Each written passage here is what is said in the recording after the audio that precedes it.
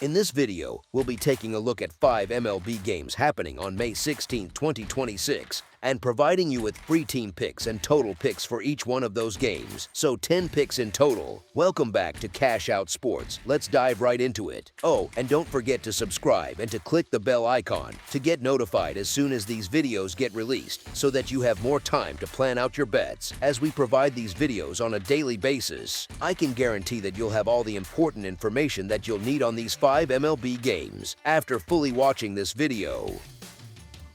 One more thing before we start. If you would like to gain access to our best exclusive sports picks to take your journey to the next level, then check out our Patreon in the link down below, where we offer our best single picks, parlay picks, and much more. Now let's get started. Toronto Blue Jays versus Detroit Tigers. Comerica Park has a funny way of leveling things out, especially on a sunny Saturday afternoon when the home team has the right arm on the bum. Detroit's getting their guy back from a short visit to the injured list, fresh off an adductor strain, walking into this start well-rested and almost certainly motivated after watching his rotation buddies drop one by one around him. The reports out of camp have his splitter looking the sharpest it's been since his Auburn days, and that one detail matters more than it sounds. His whole approach is built for exactly this ballpark: soft contact, lazy pop-ups, flyouts that die in the gloves of fielders without a chance of clearing those famously deep alleys in left center and right center. He's been running a career-best swing and miss rate, and he's about to face a lineup that's been hacking through fumes for a month. The other dugout, meanwhile, has been playing pitching staff Jenga since spring training. Toronto is rolling out an opener, a left-handed reliever they trust just enough to face the top of a right-handed heavy order once, before handing the ball to a rookie Rule 5 guy who's been outstanding in middle relief but has all of one big league start to his name. That's not a shot at either pitcher, it's just the reality of a rotation that's lost Max Scherzer, Shane Bieber, and Jose Berrios to various arm issues, with Berrios now reportedly weighing surgery. Bullpen days work when you've got rest, matchups, and an offense that's swinging hot. 2 of those 3 boxes are not checked here. The Toronto Bats are where this really tips. The Blue Jays look like a completely different club on the road this year, sitting near the bottom of MLB in road runs, road slugging, and road exit velocity. They're doing all of that without a chunk of their middle-of-the-order production. Alejandro Kirk is still working his way back from thumb surgery. Anthony Santander has been on the 60-day shelf since spring with a shoulder issue. Addison Barger landed back on the injured list with elbow inflammation almost the moment he returned. Nathan Lukes hasn't played in 3 weeks because of a hamstring strain. Their cleanup-style thump has basically evaporated, and they're leaning on a rookie outfielder with a tiny handful of big league at-bats to bat between George Springer and Vladdy in the heart of the order. That's a lot to ask of any kid, let alone in a pitcher's park against an arm with a splitter that's been making contact look ugly all year. Detroit's home record sits at 12-6, one of the better marks in the American League, and they tend to play their best baseball in front of their own crowd.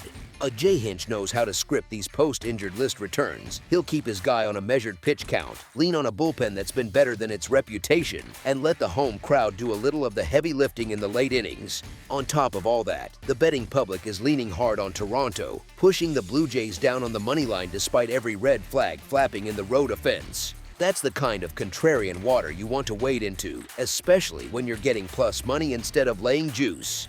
As our first pick for this matchup, the Detroit Tigers money line is our full game side pick.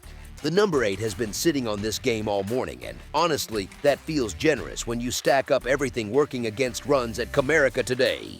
The ballpark itself is one of the more fly ball suppressing yards in baseball, with that deep right center alley that swallows would-be home runs and a left center gap that turns potential doubles into routine flyouts. The early afternoon forecast is calm and pleasant, temperatures in the upper 60s to low 70s, a light breeze that isn't carrying anything anywhere, and a 1 o'clock first pitch that won't be playing with summer heat or summer humidity. That kind of weather doesn't cheap up any homers. Detroit's guy on the mound has been running a career-best strikeout rate. His splitter is producing whiff numbers that rival anything he's done as a pro, and his rate of weak contact has been climbing right along with it. Punch-outs plus pop-ups plus a roomy outfield equals a stingy line score, especially against a lineup that's missing several of its loudest bats and slugging like it forgot the key to the swing.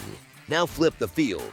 Toronto's pitching plan involves an opener for an inning or 2, then a long man, then almost certainly a parade of bullpen arms because none of these guys are stretched out to go 5. That sounds like a recipe for runs on paper, but the Rule 5 rookie they're leaning on for the bulk innings has been one of the quiet stories of the Toronto season, posting microscopic earned run average numbers, limiting walks, and suppressing hard contact like a veteran. He's not a panic button arm. He's the kind of guy who eats innings cheap and forces hitters to grind out runs against 4 or 5 different looks instead of one rhythm. Detroit's offense, for what it's worth, has been every bit as middling as Toronto's, sitting in the bottom third of the league in runs per game and missing some key bats of their own. Both lineups are streaky, both are banged up, and both have been playing a lot of close, low-scoring affairs of late. We literally just watched the series opener finish 3-2 on a walk-off after a marathon bullpen-style game on the Detroit side. That kind of pace doesn't typically flip overnight, especially with a sharper starter on the bump for the home team and an opener bullpen plan visiting. Roll all of it together, a pitcher's park, calm weather, 2 below-average road and home offenses with key bats missing, a returning starter with elite swing-and-miss stuff, and a Toronto staff playing inning-by-inning matchup ball, and it all points the same direction. You're going to need an early haymaker, plus a bullpen meltdown somewhere in the middle innings, plus probably a late insurance rally on top to get over 8 runs in this kind of environment. That's a lot of conditional baseball stacked on a single afternoon. As our second pick for this matchup, under the projected total is our full game total pick.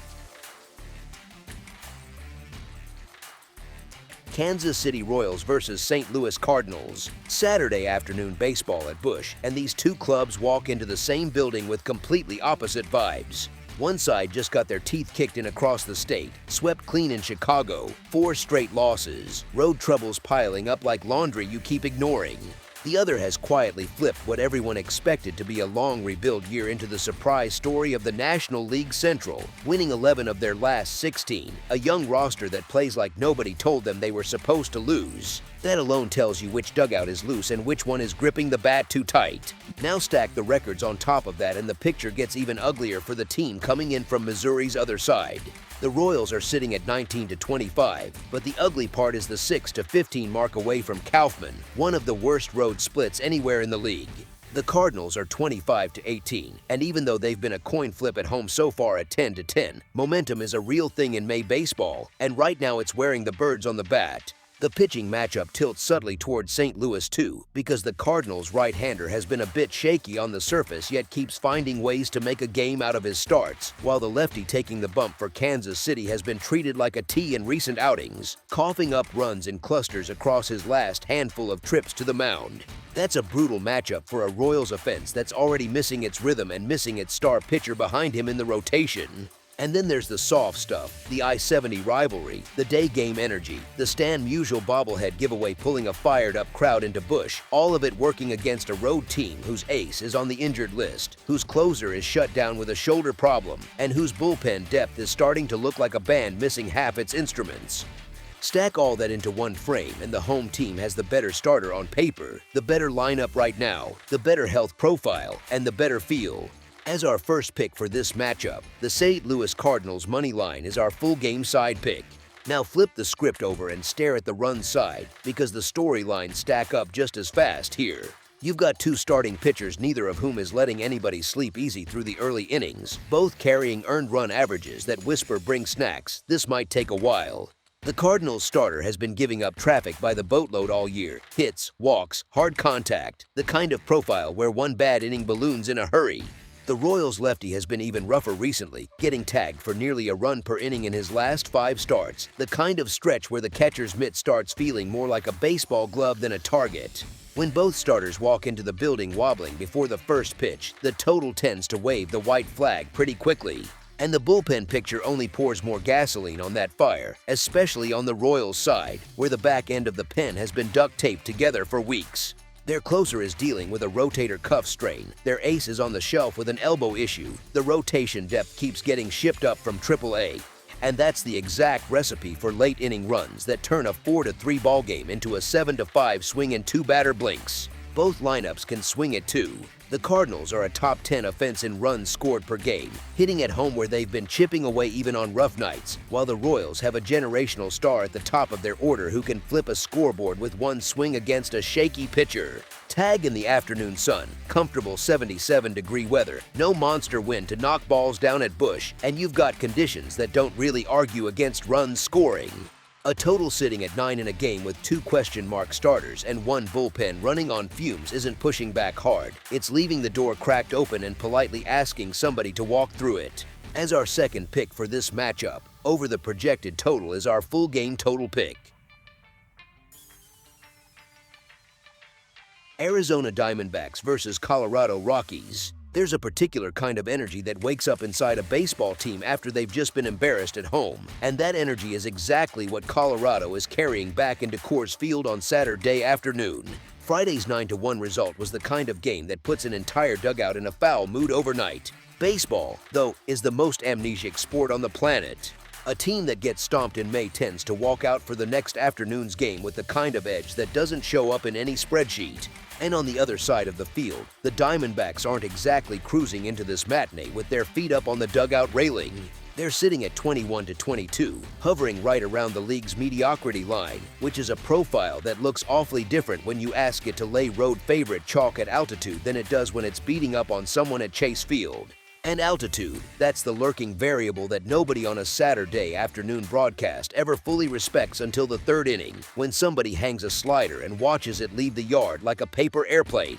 Coors Field is famously its own little universe. It doesn't care about scouting reports. It doesn't care about spin rates or pitch maps or whatever your buddy with the StatCast subscription whispered to you over breakfast. It bends curveballs into floaters, it shaves the bite off sliders, and it turns gap-to-gap doubles into balls the outfielders just stare at over the fence like the baseball personally offended them. For a left-handed starter from Arizona who lives on movement, sequencing, and command, a sun-soaked early afternoon start in dry, mile-high air is the exact environment where the gap between ace stuff and hittable stuff can shrink down to one hanging changeup.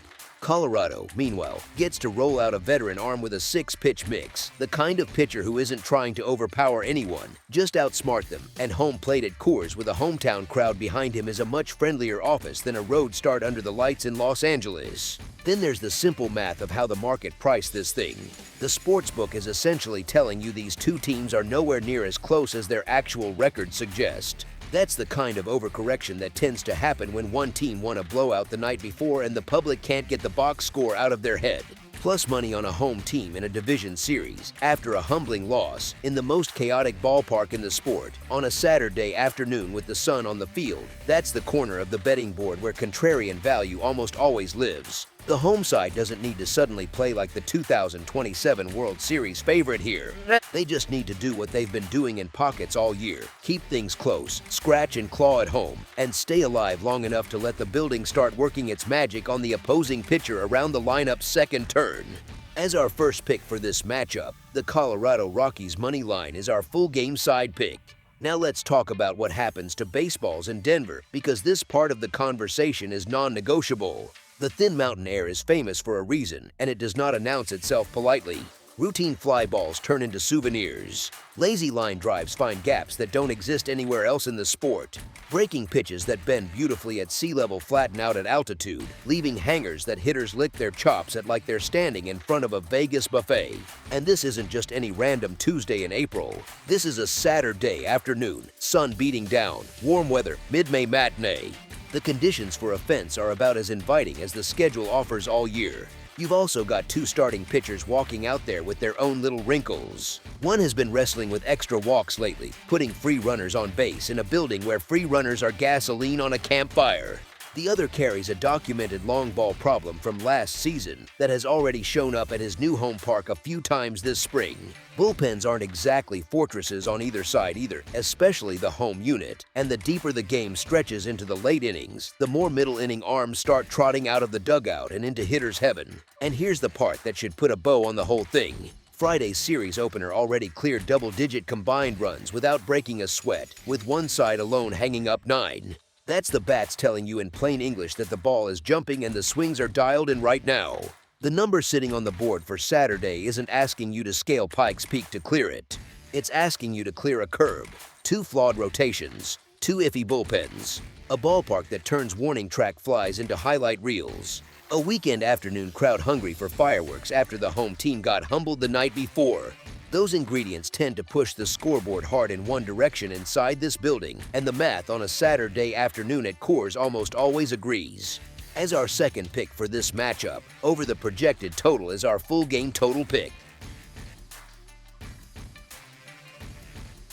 Philadelphia Phillies versus Pittsburgh Pirates. There's something special about rivalry weekend at PNC Park, with the river curling behind the right field wall and the city skyline looming in the distance, and Saturday afternoon delivers what might be the most lopsided pitching matchup on the entire big league slate. One team is rolling out a tall, smooth lefty who finished a heartbeat behind last year's unanimous Cy Young winner in the voting, a guy who's been carving up hitters with a filthy sinker changeup blend like he's stuck in some kind of Zen state on the mound. He's stacked back-to-back scoreless outings, his earned run average is hovering near 2 flat, and his command profile turns good lineups into puzzled tourists at the plate. The other team is countering with a young flamethrower who lights up the radar gun at triple digits but can't always find the strike zone, having walked at least 4 guys in 5 of his 7 outings this year, sporting a free pass rate north of 6 per 9 innings. That's not a typo. We're talking about pitch counts that balloon by the 3rd inning, early exits, and a bullpen behind him that suddenly has to cover way too much ground. Friday night told us something important here too. The road team trailed by 6 early, looked dead in the water, and yet they clawed all the way back, tied it up with the bases jammed in the 9th on a wall-scraping single off the closer, and stole it in extras 11-9. The home team's closer literally walked the road team's red-hot slugger on 4 straight pitches with the sacks loaded because he was that terrified. That same slugger now leads the entire sport in homers, just matched a franchise record by going yard in 5 straight games, and has 9 bombs over his last 8. He's not cooling off anytime soon. Layer in the fact that the road squad has flipped the script under their interim skipper, going 11-3 since the managerial change a couple of weeks back, and you've got a team finally playing the brand of baseball everyone expected when March rolled around. The home club has the better record, the friendlier park, and home cooking on their side, but when you put a Cy Young runner up against a kid still figuring out where the catcher's mitt is, the math tilts firmly in one direction. As our first pick for this matchup, the Philadelphia Phillies money line is our full game side pick.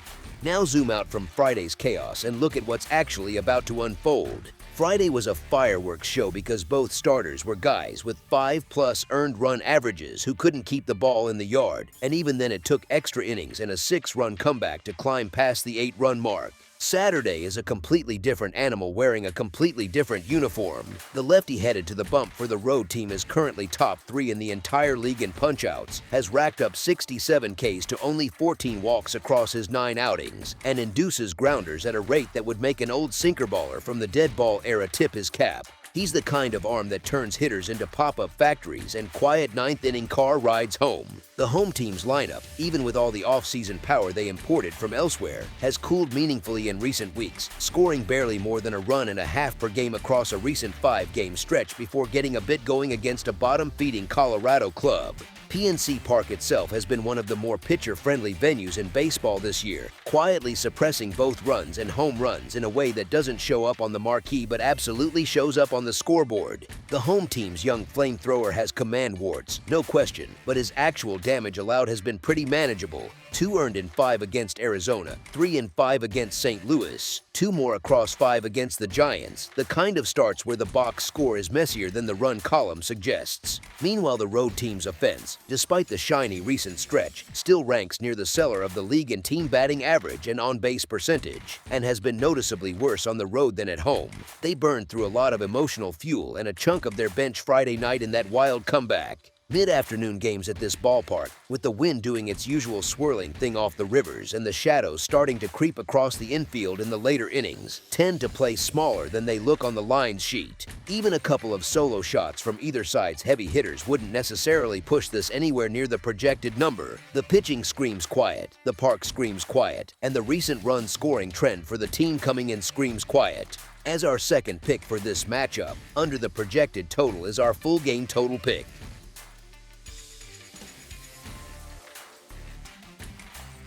Baltimore Orioles versus Washington Nationals. Saturday afternoon baseball in the nation's capital, and on paper this looks like one of those matchups where everyone just shrugs and grabs the team with the more famous logo on the cap. But that's exactly the kind of lazy thinking the books are praying you bring to the window today. The Orioles rolled into D.C. looking less like a contender and more like a team that arrives at the gym after pulling an all-nighter, eyes glazed, limping, hoping nobody asks how they're doing. Their entire infield depth chart reads like a hospital triage list, with multiple cornerstone bats wiped out for the season and key arms in the rotation and bullpen sidelined for months. The veteran righty drawing the start for Baltimore has been getting absolutely cooked in 2026, sitting on an earned run average that has Orioles fans hiding behind their couch cushions every 5 days. He's a guy whose stuff doesn't miss enough bats anymore, who lives in the zone, and who has been giving up the kind of hard contact that turns a ballpark into a postcard from the upper deck. On the other side of the diamond, Washington has the comfort of a home crowd, a familiar mound, and a starting pitcher whose comeback story reads like something out of a feel-good sports drama. He spent years climbing back from the kind of arm trouble that ends careers, and the version that has shown up this spring has been a revelation, with a fastball touching the high 90s, a curveball that buckles knees, and a strikeout rate that whispers serious upside. The advanced models have this game as essentially a coin flip, with ESPN analytics actually leaning slightly toward the home side, and yet the money line is offering you a return that suggests the public is still buying into a Baltimore brand name that simply isn't backed up by the on-field product right now. Add the fact that the Orioles have really struggled all season when they fall behind early, and you've got a perfect storm setup for a home underdog with plus pitching to grab one in front of their own fans. This is the kind of spot sharp bettors circle 3 days in advance and then sit on patiently while the rest of the room piles in on the recognizable jersey. As our first pick for this matchup, the Washington Nationals money line is our full game side pick. Now zoom out and ask yourself what kind of game we're actually setting up here. You've got two starters whose combined earned run averages add up to something that should embarrass them at the dinner table. You've got a ballpark in Washington that has been playing friendly to hitters as the late spring air warms up, the kind of conditions where well-struck balls find their way over the wall instead of dying on the warning track. You've got two bullpens that are missing their best late-inning weapons to injuries, leaving the middle frames in the hands of arms that shouldn't be anywhere near a tight leverage spot in May. The trends have been screaming this story for weeks. Washington's games this season have been flying over the total at a clip that would make a roulette wheel jealous, and Baltimore hasn't been far behind on the same trend line. Both lineups still pack genuine power threats in the middle of the order even with the injury bug chewing through the rosters, and when two struggling starters walk into a hitter's park against teams that have been swinging for damage, you don't usually end up with a low-scoring grind. This is a Saturday afternoon national broadcast on FS1, the kind of game where the producers want highlights, the broadcasters want stories, and the baseball gods seem to deliver on cue. Think of it less as a pitcher's duel and more like batting practice with a few foul balls mixed in.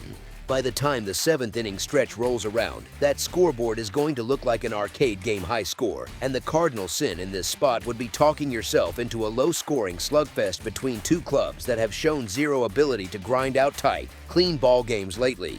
Two shaky rotations, two leaky bullpens, two lineups with enough top-end thump to do real damage, and a ballpark that rewards mistakes. That recipe doesn't bake into a 2-1 final. As our second pick for this matchup, over the projected total is our full game total pick. That's all for now, so if you have any other games you would like reviewed, then leave a comment down below with the game you would like analyzed, subscribe to our channel, leave a like on this video, and we'll get to it as soon as we possibly can. We would also love to hear your opinion on the picks presented to you in this video, whether you agree or disagree with them, so leave a comment down below and do let us know.